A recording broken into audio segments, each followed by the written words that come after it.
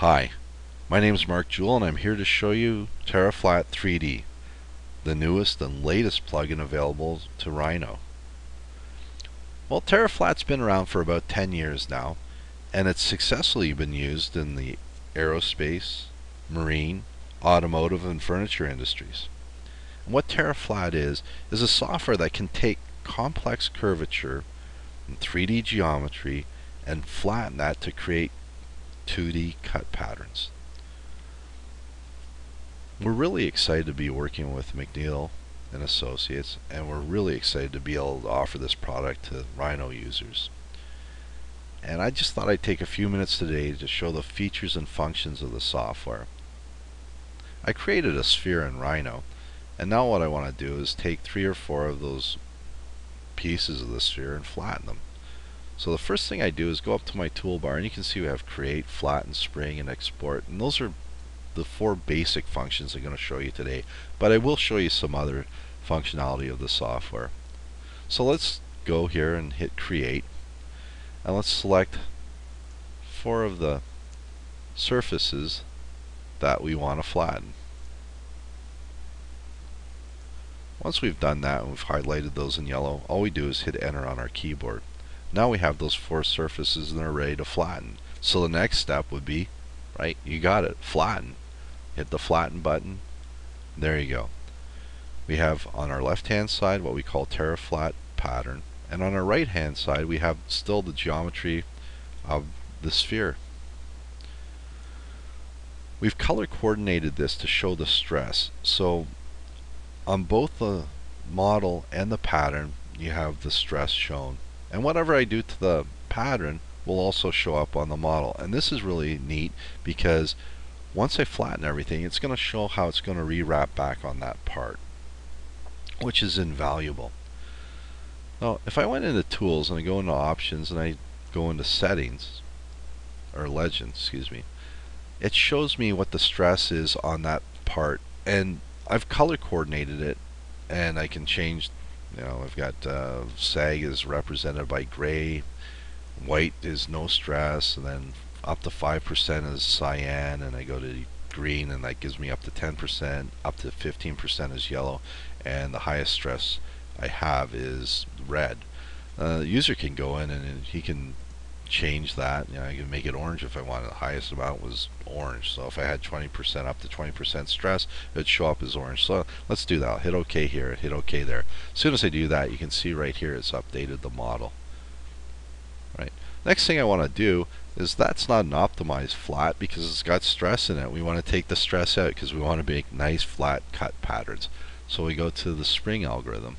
I click that and just select the parts that we want sprung.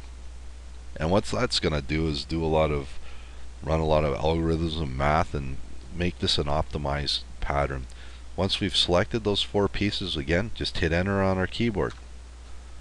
And look how fast that was. Basically, now we have 4 flat pieces. They're optimized, and those are ready to go to a cutting table. Again, everything that we've done here on the pattern has shown up on our 3D model. So the relationship, the one-to-one relationship is there. I'm just going to turn off the grid on my parts. I want to show you something. If I zoom in,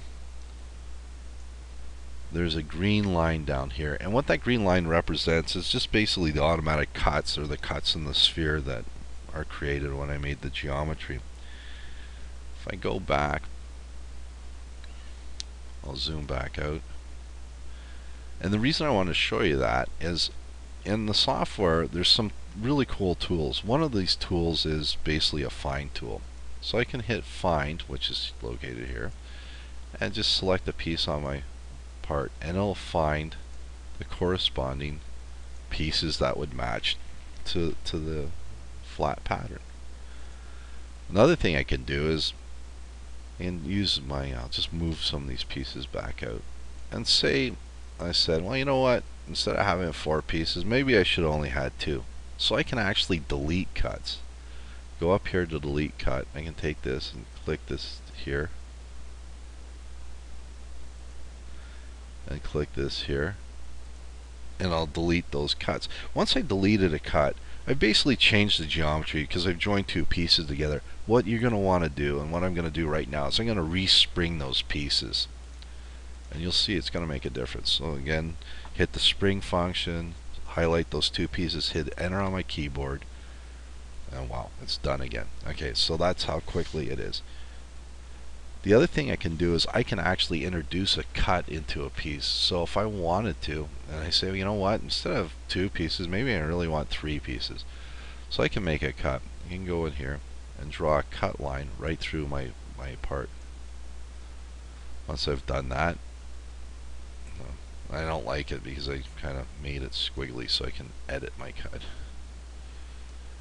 Just grabbing onto the line there and go here. There. So I got a nice straight cut.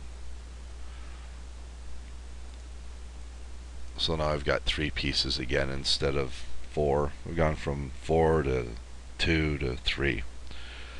Again, everything that I've done on my 2D pattern piece is over here on my 3D model. So the one-to-one correlation still works from the pattern piece to the model piece. Once I've done that, I may want to add some notches, because if I'm sewing this piece back together, let's just assume I'm making a balloon, and I'm going to have to sew that fabric together. So what I want to do is I'm going to have to put some notches so I know where these pieces get sewn together. All I have to do is go up to the notching tool, hit add. Let's put a notch here. And it comes up text. Let's just write in AA. I'll hit add. Let's put another notch here. I'll call that BB. How about that? And let's add one more over here. Put a notch here. And I'll call that CC. Enter. So you can see again, everything I do here on my left side on the 2D piece shows back up on the 3D piece, so we can see how that's going to rewrap. And if I zoom in, you can see my notching is there, AA.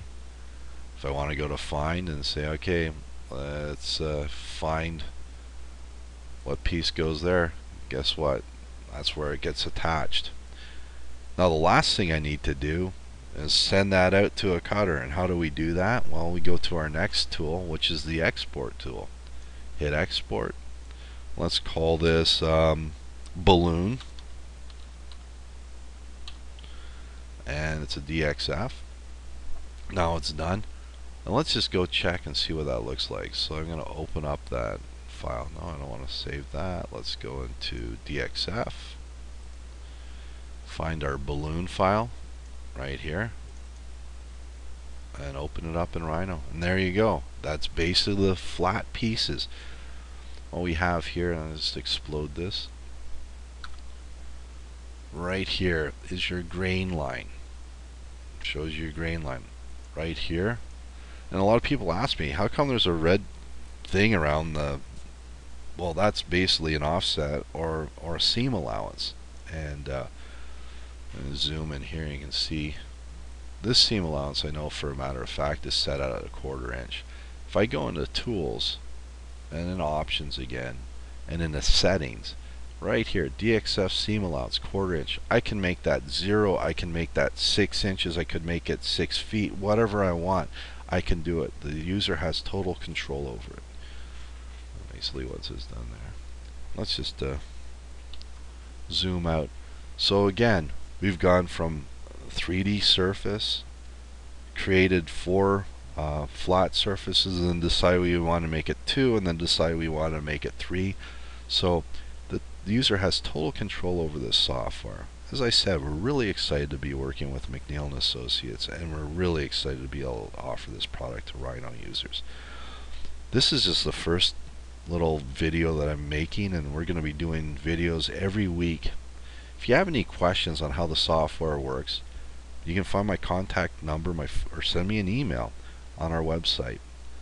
So, as I said, have a great day. Thanks again for joining us, and we look forward to speaking with you.